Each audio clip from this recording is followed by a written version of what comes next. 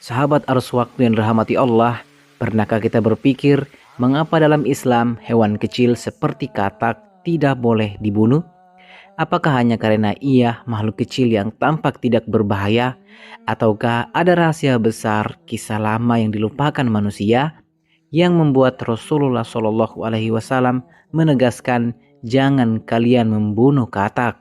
Hari ini mari kita membuka satu demi satu tabir hikmah itu dengan hati yang jernih, karena apa yang akan kamu dengar mungkin belum pernah kamu ketahui sebelumnya. Assalamualaikum warahmatullahi wabarakatuh. Segala puji bagi Allah yang menciptakan alam semesta beserta seluruh makhluknya, besar maupun kecil. Salawat dan salam semoga tercurah kepada Nabi Muhammad SAW.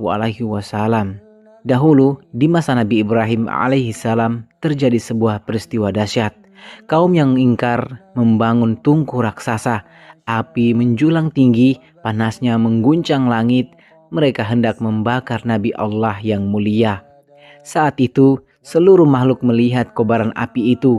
Ada yang diam, ada yang takut, tapi ada satu makhluk kecil yang melakukan sesuatu yang mengejutkan. Dialah seekor katak.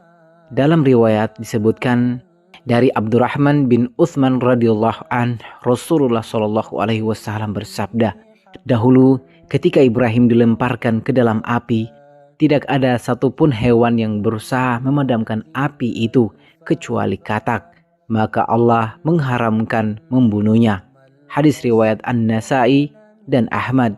Seekor katak kecil melompat menuju api itu, membawa sedikit air di mulutnya, melemparkannya ke arah kobaran yang membara. Air itu kecil, fisika akan berkata tidak berarti, tapi Allah tidak menilai hasil. Allah melihat usaha dan niat. Disinilah kehormatan seekor katak dimulai. Mengapa katak dimuliakan dalam Islam? Banyak orang bertanya, kenapa katak? Apa istimewanya? Jawabannya bukan pada tubuhnya, bukan pada suaranya, tapi pada kesetiaannya menjalankan perintah Allah. Dalam beberapa riwayat disebutkan bahwa katak termasuk makhluk yang bertasbih kepada Allah dalam irama malam yang kita dengar.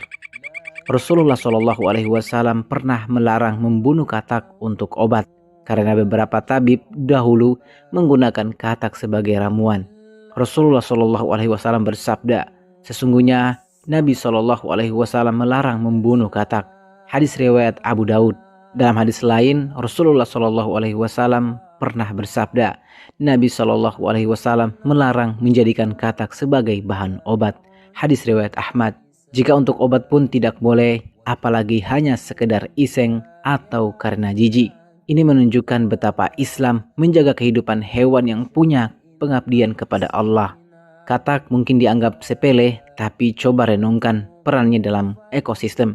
Pertama, katak memakan serangga perusak, yakni nyamuk, hama tanaman, serangga kecil, semua itu dimakan katak. Ia menjaga keseimbangan ekosistem. Kedua, katak menjadi indikator kebersihan lingkungan. Jika katak mulai menghilang, itu pertanda air dan tanah tercemar. Ketiga, katak mengurangi penyakit yang disebabkan serangga.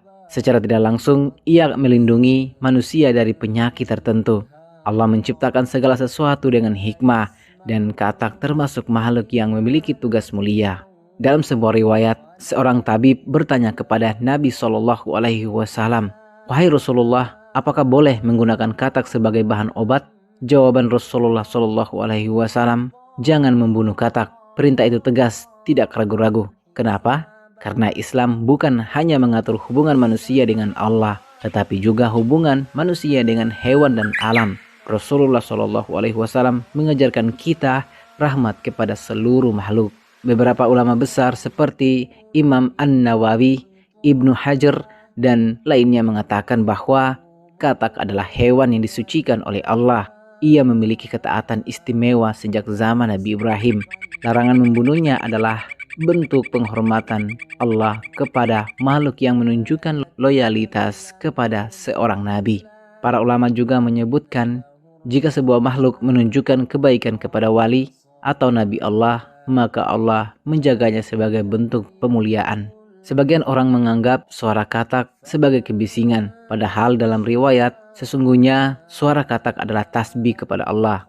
Riwayat sebagian ahli tafsir. Bayangkan di malam hari ketika manusia tidur, suara-suara itu adalah zikir alam. Mereka memuji Allah, sementara kita sering tak menyadari.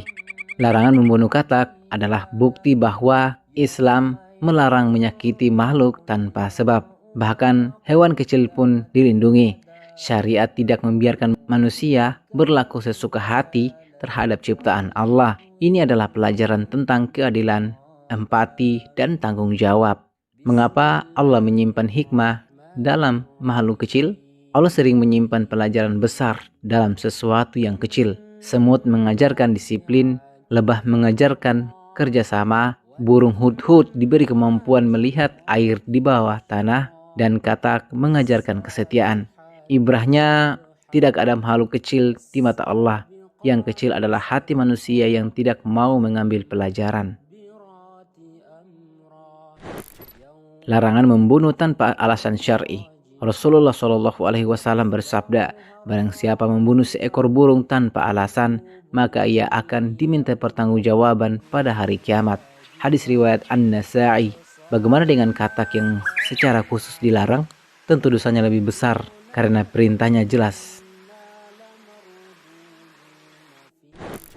Sahabat arus waktu, ketika kita berjalan lalu melihat seekor katak melompat perlahan, ingatlah kesetiaannya pada Nabi Ibrahim, ingatlah larangan Rasulullah SAW, dan yang paling penting, ingatlah bahwa setiap makhluk yang patuh kepada Allah berhak mendapatkan perlindungan dari manusia.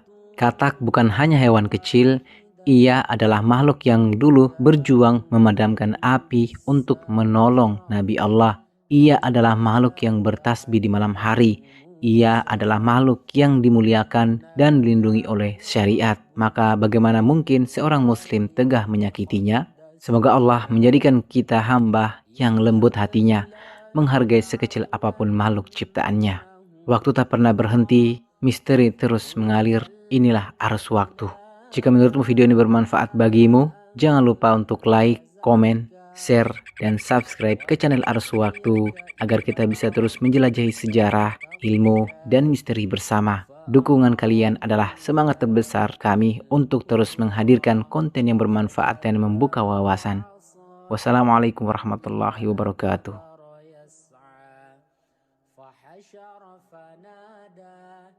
فقال أنا ربكم الأعلى فأخذه الله